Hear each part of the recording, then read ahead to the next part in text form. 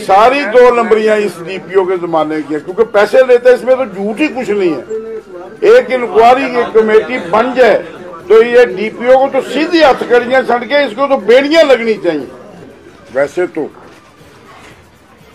पिछले 1 साल से, जब से ये अबूरी हुकूमत आई है और मौजूदा डीपीओ साहब आए हैं, तो इस जिले के हालात पे मेरी पूरी नजर थी। तो जिस तरह इस डीपीओ ने इस इंतजामिया को चलाना शुरू किया, तो मैंने भी फिर अपने समझ के मुताबिक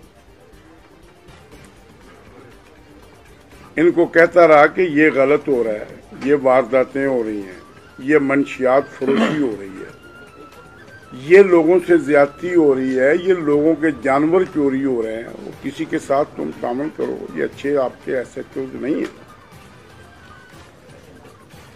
दोबारा इस पे आता हूं।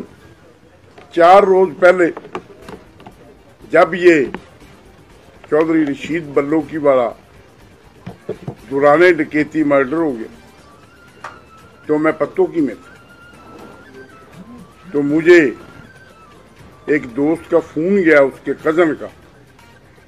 रशीद से मेरा अपना जाती तल्लक था दोस्ती का। तो उसने मुझे फोन किया कि वो बैंक से पैसे लेकर निकला है और वो बल्लोकी जाते हुए रास्ते में डाकुओं ने उसे फायर मार के मारा। और दूसरा जुल्म ये है कि दोनों एसएचओ ऑन ही नहीं कर रहे। वो कहता है कि जी ये सराय मुगल का एरिया है, दूसरा कह रहा है ये पत्तोकी सदर का एरिया, तो हमारी कुछ मदद की जाए, लाश बेयारो मददगार पड़ी। मैंने डीएसपी पत्तोकी को फोन किया और मैंने सख्त लफ्ज इस्तेमाल किए कि ये क्या ज्यादती हो रही है, ये पाकिस्तान है या इंडिया की कोई फौज ने आके हमला कर। तो जब मुझे पता लगा कि 1.5 घंटे के बाद वहां पे एक डाकू भी जख्मी हुआ है, ये पुलिस उस डाकू के पीछे नहीं गई, तो वो अपने झगड़े में लगे रहे। उसकी 1.5 घंटा लाश वहां पड़ी रही, एक पाकिस्तानी की, एक इंसान, मुसलमान इंसान। तो मैं अगले दिन जब उसके अफसोस पे गया तो मैंने डीएसपी पत्तोकी को कहा कि आप भी उधर आओ। मैं जब गया तो वो भी आ गए, पर उन लोगों का रोना मेरे से देखा नहीं जा रहा। मैं इस हल्के का एमएनए हूं, 10 लाख लोगों का नुमाइंदा हूं। तो मैंने पूछा है उनको कि ये भाई क्या हुआ है, पर मैं देख के हैरान हो गया कि एक आदमी के कत्ल पे ये पुलिस का ये रवैया। तो मैं आपसे ये सवाल पूछता हूं कि मैं बसीयत उनको एमएनए क्या कहता मैं पुलिस को कि जनाब आप मेहरबानी करें, आप इन डाकुओं को पकड़ लें और हमारे पे शफकत करें।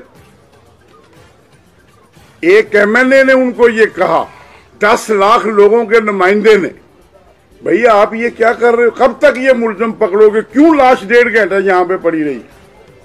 तो उन्होंने कहा जी हम 8 दिन के अंदर अंदर जरूर पकड़ें। मैंने कहा इतनी वारदातें हो रही, ये तुमने कम से कम जिला लूट लिया है इस डीपीओ ने। तो क्या मैंने कहा कि अगर ये 8 दिन में ना पकड़े गए तो फिर आप लोगों को हवालात में होना चाहिए। ये इतना जुल्म है जिसकी इंतहा कोई नहीं। एक 10 लाख के नुमाइंदे के खिलाफ उन्होंने क्या रपट लिखी, अगर कोई पढ़ सकता है तो पढ़ो। उसको बदतमीज भी कहा गया। एक मैट्रिक पास सब इंस्पेक्टर एक 10 लाख के नुमाइंदे के खिलाफ रपट लिखता है। वो रपट दरअसल उसने नहीं लिखी, वो डीपीओ कसूर ने और ऊपर से लिखवाई गई। और मैं समझता हूं कि ये डीपीओ कसूर जिम्मेदार है इस सारे मामलात का, जितना इस कसूर को लूटा जा रहा है। मैं कहता हूं कि मैं ये नहीं कह रहा कि मैं उन 2 एसएचओ को अंदर करवाऊंगा, मैं कह रहा हूं कि मैं डीपीओ कसूर, जितना तूने कसूर को लूटा है, मैं इंशाल्लाह मैं कह रहा हूं आईजी पंजाब को और वजीर आला पंजाब को, केयर टेकर को, कि आप इधर एक कमेटी बनाओ, पुलिस अफसरों की नहीं और डीएमजी के 3 ईमानदार अफसरों की। मैं भी जो कहूंगा वो यही कहूंगा कि इंसाफ से चलो, ईमानदार अफसरों की कमेटी बनाओ। जो जिला कसूर में हो रहा है उस पे केस टू केस इंक्वायरी की जाए, केस टू केस इंक्वायरी की जाए, और अगर फिर ये डीपीओ कसूरवार साबित हो तो फिर इसको हथकड़ी लग के अंदर क्यों नहीं जाना चाहिए। ये अवाम का खादिम है, कोई हुक्मरान तो नहीं है। और मैं कहता हूं इस डीपीओ को कि तूने एक सब इंस्पेक्टर से मुझे बदतमीज करवाया है और रपट लिखी है, मैं तुझे कहता हूं कि मैं तुझे हथकड़ी लगवा के अंदर दूंगा, तुझे जेल में भेजूंगा। और अब तू मेरे खिलाफ रपट लिख और अब मेरे खिलाफ FIR दे, फिर मैं पूछूंगा स्पीकर कौमी असम्बली को कि एक नेशनल असम्बली के मेंबर को ये एक डीपीओ कैसे लिखता है और कैसे इसको 6 महीने सजा नहीं होती, और फिर कैसे अवामी जो ताकत है वो इसके सामने नहीं आती। और देखो ना जिला कसूर में क्या हो, मंशियात फरोशी कहाँ है। मुझे मेरे टेलीफोन की व्हाट्सएप भरी पड़ी है कि मुझे जो साफियों में भी 2 किस्म के बंदे हैं, मेरे से नाराज ना हो। और मुझे ईमानदार साफियों ने व्हाट्सएप भेजी है कसूर से, वो कहते हैं कि पूछो डीपीओ कसूर से कि वो जुल्फकार भट्टी जो तेरा स्टाफ अफसर है, जिसकी रिपोर्ट है कि वो पंजाब में बदनाम तरीन अफसरों की लिस्ट में है, वो तेरा चेता कैसे है। वो कैसे लोगों से वो लिफाफे नहीं वो थैले कैसे वसूल करता है, वो कैसे मंशियात पड़ोसों के डालों में फिरता है, और वो पत्तों की और चूनिया में कैसे फाशा औरतों के ग्रुप बने हुए हैं जो शरीफ घरों के बच्चों को टेलीफोन पे बुला के और उनसे करोड़ों रुपया लूट लिया गया। कितने लोगों के खिलाफ डीपीओ साहब आपने कार्रवाई की है, कितने ये रेत माफिया हैं कसूर और चूनिया में जो 1000-1500 रुपए ट्राली का टैक्स और 15 से 20,000 रुपया लेते हैं। और ये डाकू देखो ना, ये SHO सिटी जो इतना बड़ा डाकू लगा हुआ है, ये बात है 2 साल की, किधर है वो कामों गिरवा। आओ आगे, एक बंदे के घर डकैती हुई, 40-50 तोले उसका जेवर निकल गया, और SHO ने कहा जी इसकी तो वारदात ही नहीं। ये ऑन द रिकॉर्ड इस SHO सिटी ने, सकलैन शाह ने, हमने कहा यार तू खुदा का खौफ कर। मैंने IG से जाके उसकी डकैती की FIR दर्ज कराई, मैं खुद गया हूं IG के पास, और FIR जरा जफर साहब सुने, FIR डकैती की दर्ज होने के बाद इस SHO ने 24 घंटे में FIR खारिज कर दी कि जी डकैती झूठी है। फिर मैं IG के पास जाके मैंने बहाल कराई है, और इस DPO को मैंने 5 दफा मैं इनको साथ लेके गया हूं, पूछो इससे, और आज तक वो डकैती भी नहीं मिली और इस SHO को सजा भी नहीं मिली। पर्चा बहाल हो गया कि डकैती ये कहता झूठा है, वो ही नहीं हुआ। और ये SHO एक दिन सस्पेंड नहीं हुआ। ये इतना बदनामे जमाना है SHO। आज कोट राधा किशन है, फिर फूलनगर सिटी है, फिर पत्तू, और जितने काम करने वाले SHO हैं वो खुडे लैन, और जितने जिनके कंधों पे महफज लिखा है, डाकू लिखा जाना चाहिए, वो सारे थानों में। वो क्या DPO साहब तेरी नलायकी का क्या करें और तेरी बेईमानी को क्या कहें। SHO पत्तों की सदर को टीपू साहब क्या इसने लिखवाई थी रपट कि तू बड़ा अनकम्पिटेंट SHO है, लिखी थी ना रपट, इसको सस्पेंड किया था हाफिज को, और 1 घंटे के बाद जब पहुंच गया लिफाफा नहीं झोला, तो फिर रपट लिख दी कि नहीं जी ये तो कम्पिटेंट है, इसको लगा उनके। कभी किसी DPO ने ऐसा किया बताओ ना, मैं IG साहब को पूछता हूं कभी किसी DPO ने ऐसा किया नहीं, और आज तक लगा हुआ है। इतनी लूट में जो लोगों की डकैतियां, चोरियां, और थानों में SHO ने लूट मचा रखी। और दूसरी भी मैं वजाहत कर दूं कि पूरी तहसील पत्तों की मेरा कोई SHO मैंने नहीं, ना इसने मेरे कहने से लगाया, सब SHO इसी DPO ने लगाया।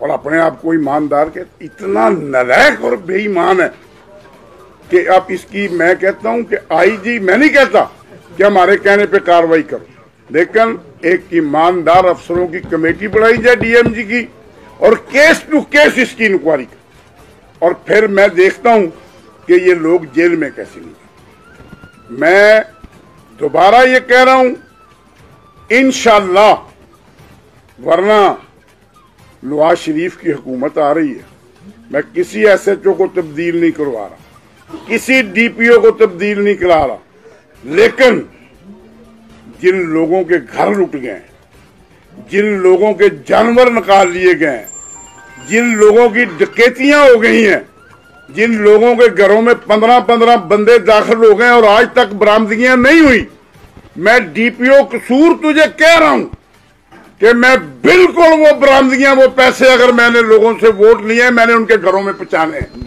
और अगर मैं ना पहुंचा सका तो फिर मैं नवाज शरीफ को कहूंगा कि मैं रिजाइन कर रहा हूं, फिर मैं अवामी ताकत के साथ उठूंगा और मैं देखूंगा डीपीओ कैसे यहां से जाता है। मैंने लोगों को इंसाफ लेके देना।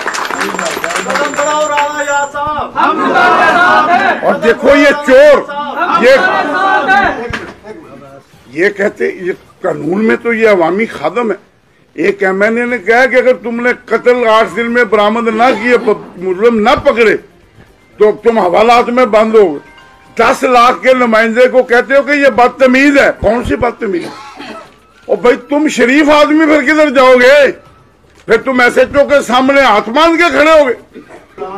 मैं आईजी पंजाब को पूछता हूँ, कितना तेरा जेवर गया है? 32 तोले जेवर इसका डकैती का। एसएचओ कहता है तेरी मार भाई, ये एसएचओ सकलैन शाह पर्चा खारिज कर दिया डकैती का 24 घंटे में। आप भी इधर प्रेस में हैं जनाब जफर साहब, आप सारे कहते हैं हम लोगों के लिए जंग लड़ते हैं। फिर पर्चा मैंने आईजी से बहाल करवाया, आज तक इसकी बरामदगी नहीं, और वो एसएचओ यही का यही है जो कहता था वारदात में। एक दिन लाइन में नहीं गया और लूट लिया दोनों हाथों से। सारी मंशियात फूडनगर में, वो कसूर में सारी मंशियात वो बकवाता है, और सारे पैसे इकट्ठे करके कसूर वो बेचता है जुल्फकार भट्टी को। जितना जुल्म कसूर में हो रहा है, और आज मैंने पूरे जिले के जो 2 एमएनए हैं और 7 एमपी हैं नून लीग के, नवाज शरीफ की सरबराही में मेरे साथ, लेकिन मैंने किसी को अपनी प्रेस कॉन्फ्रेंस में, मैंने अपने बेटे को भी नहीं बिठाया, महमूद अनवर को भी नहीं बिठाया, कि मैं इस डीपीओ को इतनी अहमियत नहीं देना चाहता कि इसकी औकात क्या है, कि लोग कहेंगे कि इतनी बड़ी पता नहीं है कि इसने क्या किया। मैं खुद बात कर रहा हूं, लेकिन मैं इस डीपीओ को, जो इसके जिसके गमाश्ते जो हैं, जिनके कंधों पे मुहाफिज लिखा हुआ है, मैं इंशाल्लाह इनके गले में डाकू का तौक डाल के और लोगों की बरामदगियां करवाऊंगा, और इनको छोड़ूंगा नहीं किसी को। और हर बंदे की चोरी डकैती उसके घर पहुंचेगी। जो पैसे लिए हैं वो मैं किसी का तबादला नहीं होगा, और कोई नहीं जाएगा। मैं इनका हशर करके छोड़ूंगा इंशाल्लाह, और नवाज शरीफ को सारी बात सुनाऊंगा। और यहाँ पे कोई किसी से ज्यादती नहीं करेंगे, ईमानदार अफसरों की कमेटी बनेगी, केस टू केस इंक्वायरी होगी, और जो सजावार बनेंगे फिर वो सजा भुगतेंगे और जेलें उनका मुकद्दर होंगी इंशाल्लाह। शुक्रिया। तो किसको सुनाएंगे? इस बेईमान आदमी को सुनाएंगे? मैं नवाज शरीफ के सामने ये केस रखूंगा, और बफजले खुदा वो अवामी लीडर है, वो सुनेगा, तो कैसे नहीं इनकी इंक्वायरियां होंगी और कैसे ये जेलों में नहीं जाएगी। ये तो अवामी ताकत तो मैं इकट्ठी करके तो क्या इसी के सामने जाके पेश हूं? क्या कमाल है यार। इसको तो हमने कैफर किरदार तक पहुंचाना है। यही तो बड़ा चोर है।